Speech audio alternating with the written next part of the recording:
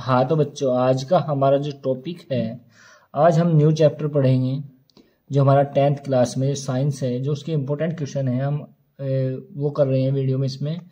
तो हमारा जो आज का चैप्टर है वो है मानव नेत्र तथा रंग बिरंगा संसार। जो उसके इम्पोर्टेंट क्वेश्चन है वही इस वीडियो में हम आपको बताएंगे, जो बोर्ड एग्जाम के लिए इम्पोर्टेंट क्वेश्चन है। जिसकी पहला क्वेश्चन हमारा क्या है, नेत्र की समंजन क्षमता से क्या अभिप्राय है। मतलब नेत्र की समंजनता किसे कहते हैं या आप क्या समझते हैं, ऐसे पूछा जाता है प्रश्न। उसके बाद जो हमारा आंसर होगा आप बिल्कुल आसान तरीके से याद कर सकते हो, नेत्र की समंजन क्षमता किसे कहते हैं।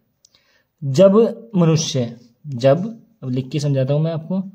जब मनुष्य निकट की वस्तुएं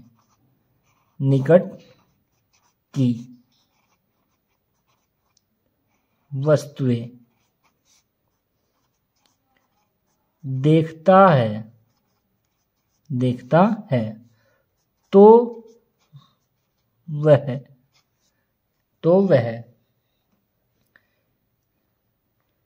तब नेत्र लेंस तब क्या, जब मनुष्य निकट की वस्तुएं देखता है तब नेत्र लेंस की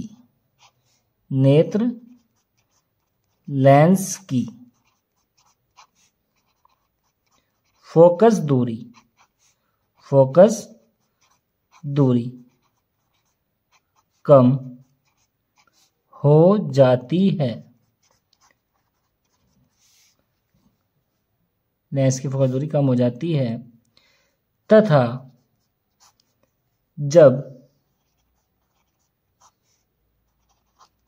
दूर की वस्तुएं देखता है तब नेत्र लेंस की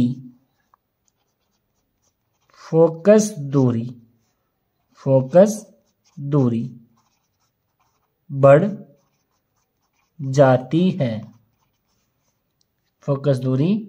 बढ़ जाती है।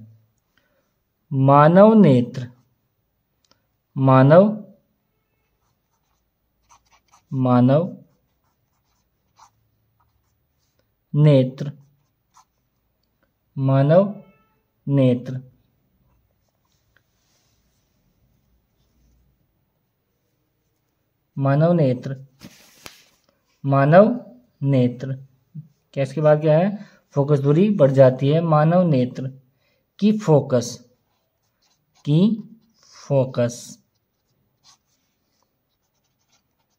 दूरी बदलने की अक्षमता को नेत्र की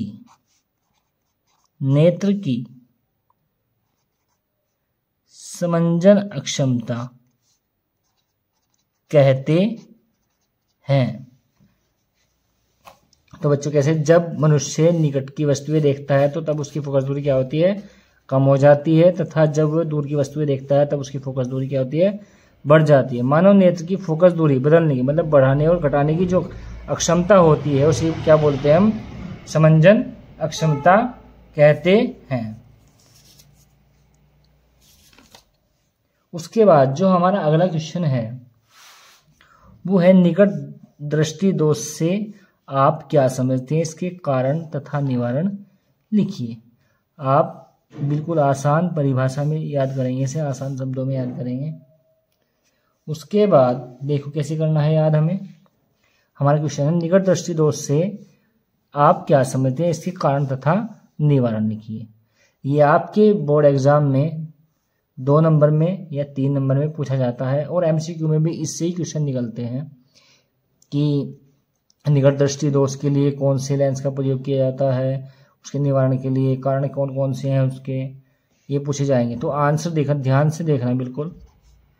निकट दृष्टि दोष, पहले क्या पढ़ेंगे हम, निकट दृष्टि दोष।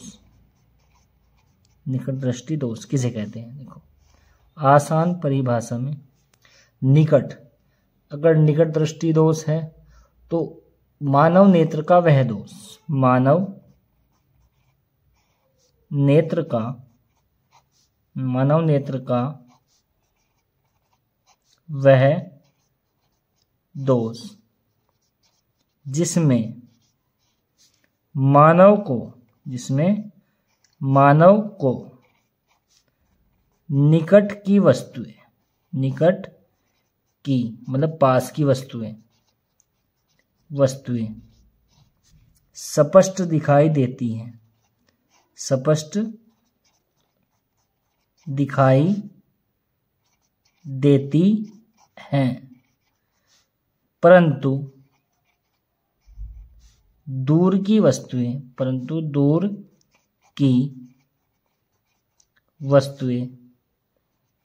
स्पष्ट दिखाई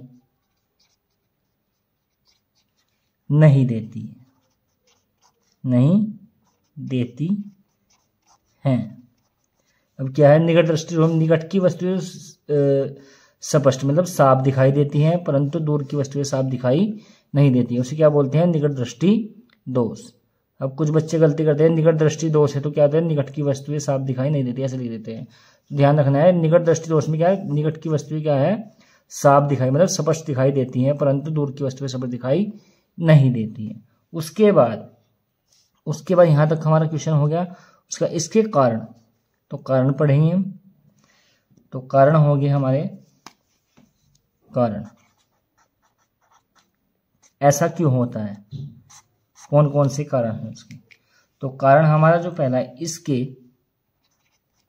इसके दो मुख्य कारण होते हैं। नंबर 1, नेत्र लेंस की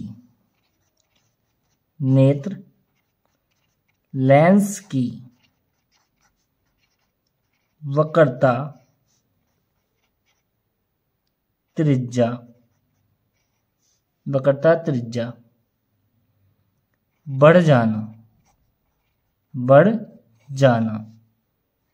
जिससे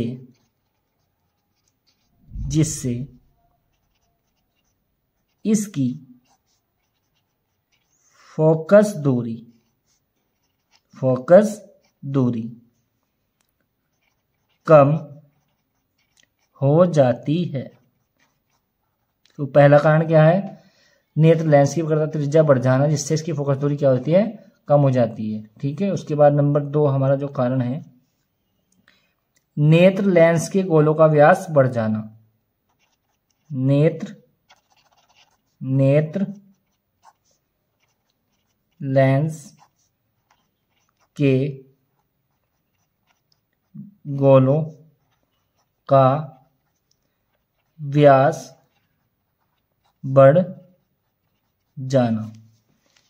बढ़ जाना जिससे लेंस व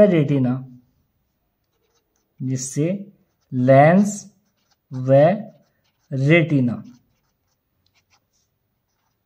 के बीच की दूरी, लेंस व रेटिना के बीच की दूरी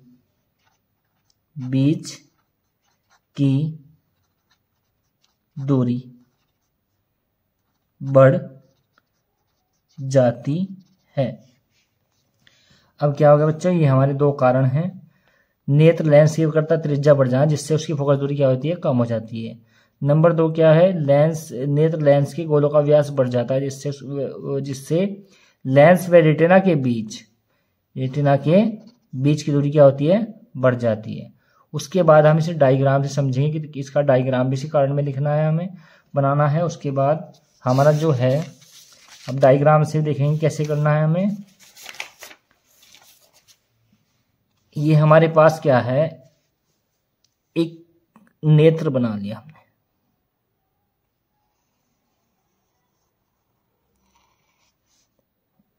ये हमारा क्या है? एक नेत्र है। ठीक है। उसके बाद ये क्या हमारा इसमें क्या है, नेत्र लेंस है। अब जो भी वस्तुएं यहाँ पे रखी, जो वस्तु से किरणें आएंगी वे क्या आएंगी, समांतर आएंगी।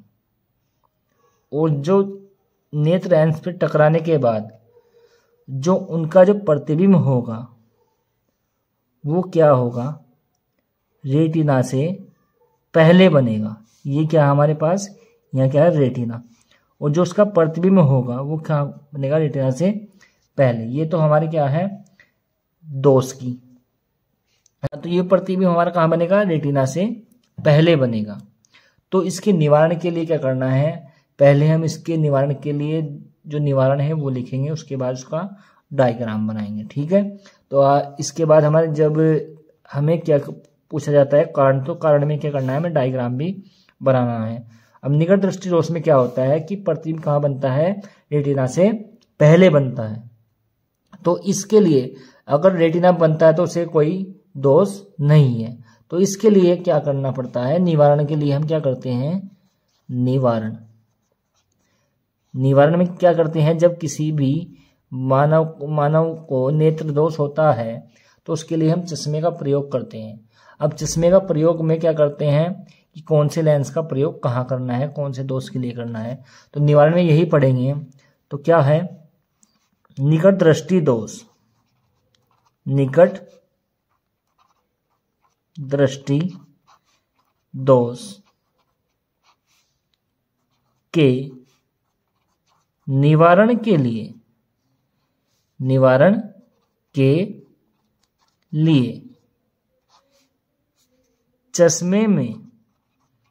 चश्मे में अवतल लेंस का प्रयोग किया जाता है। निकट दृष्टि दोष में किस लेंस का प्रयोग रहता है, अवतल लेंस का। ठीक है बच्चों। उसके बाद आपने पढ़ा है अवतल लेंस, ये इंपॉर्टेंट है, हमें एमसीक्यू में भी पूछा जाता है कि निकट दृष्टि दोष में निवारण के लिए कौन से लेंस का प्रयोग होता है। अवतल लेंस में ऑप्शन होगा तो उस पर आप टिक कर सकते हो। ठीक है। उसके बाद हम डायग्राम से समझेंगे। ये हमारा क्या है, ये क्या है, नेत्र है। अब देखो नेत्र है, ये बना लिया हमने नेत्र। ये हमारा क्या है, नेत्र लेंस। तो इससे क्या होगा, जब वस्तु से किरणें आएंगी, वस्तु से क्या आई, किरणें आई दो, कैसी आई, समांतर किरणें आई दो, एक दूसरे के समांतर। तो उससे पहले हमें क्या करना है, चश्मे में मतलब इस दोष के लिए क्या करना है, अवतल लेंस का प्रयोग करना है। आपको पता है अवतल लेंस कैसा होता है, ऐसा होता है, जिसके किनारे मोटे और बीच का भाग कैसा होता है, पतला होता है, उसे अवतल लेंस कहते हैं। तो जैसे ही, ये मैंने थोड़ा सा गलती कर दिया यहाँ पे, उसके बाद जैसे ही हम क्या है, लेंस हमने चश्मे में लगाया, चश्मा लगाया आँख के सामने, उसके बाद जो किरणें आएंगी वे यहाँ से टकराएंगी, और टकराने के बाद क्या हो जाएंगी, थोड़ी सी डाउन हो जाएंगी, में क्या हो जाएंगी, थोड़ी सी ऐसे हो जाएगी, थोड़ी सी ऐसे हो जाएंगे। और फिर यहाँ इस पे जो हमारा नेत्र लेंस है उससे टकराएंगे। उससे टकराने के बाद क्या है, जो प्रतिबिंब बनेगा ना, वो कहाँ बनेगा, रेटिना में बनेगा। एक बार और समझ लो, जैसे ही हमने अपने चश्मे में लेंस लगाया, चश्मा लगाया जैसे ही हमने, तो ये जो वस्तु से किरणें आई पहले यहाँ टकराएंगी। यहाँ से टकराने के बाद जब अवतल लेंस पे कोई भी किरण, प्रकाश किरण या कुछ भी किरण टकराती है, तो वो क्या होती है, थोड़ी सी बाहर की साइड को क्या होती है, विक्षेप हो जाती है। मतलब जैसे सीधी तो ऐसी थी ना, थोड़ी सी बाहर की साइड को हो जाएगी। तो फिर कहाँ टकराएंगे में, उसके नेत्र लेंस पे टकराएंगे। नेत्र लेंस पे टकराने के बाद क्या होती है, अंदर की ओर झुक जाती हैं। अंदर की ओर झुकने पे क्या है, प्रतिबिंब कहाँ बनता है, रेटिना पर बनता है। ठीक है बच्चों, आप इस वीडियो को ध्यान से देखना एक बार कि क्या है, जब निवारण करते हैं तो मानव नेत्र के सामने क्या करते हैं, अवतल लेंस का प्रयोग करते हैं और वस्तु से जो किरणें आती हैं वो पहले कहाँ टकराती हैं, उस लेंस पे टकराती हैं जो हम चश्मे में प्रयोग करते हैं। अब ये क्या है, यहाँ पे अवतल लेंस है, तो अवतल लेंस पे टकराने के बाद क्या होगी, थोड़ी सी में फैल जाएंगी, ठीक है। फैलने के बाद क्या होंगी, फिर में नेत्र लेंस पे टकराएंगे। नेत्र लेंस कैसा होता है, उत्तल लेंस के आकार का होता है। उस पर टकराने के बाद क्या होती है, आपस में थोड़ी सी पास पास हो जाती है। पास पास होने के बाद जब मिलती है तो रेटिना बनती है। यहाँ वस्तु का क्या बनता है, उसका प्रतिबिंब बनता है। तो यहाँ वस्तु क्या है, चश्मा लगाने पर क्या होता है, मनुष्य को वस्तु साफ दिखाई देती है, ठीक है।